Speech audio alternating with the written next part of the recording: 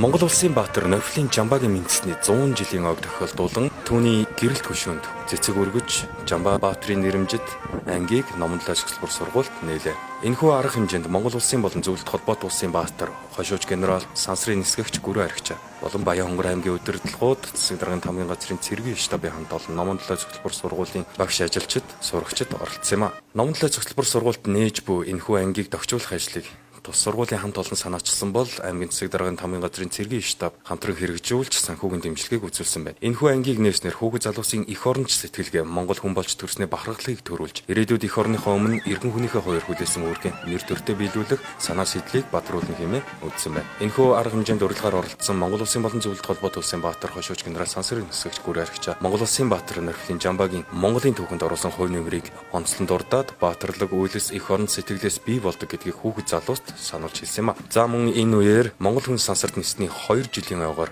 номлолоо цэцлбэр сургуулийн гадна босгосон гэрэлт хөшөөнд цэцэг өргөж хүндэтгэл үзүүллээ.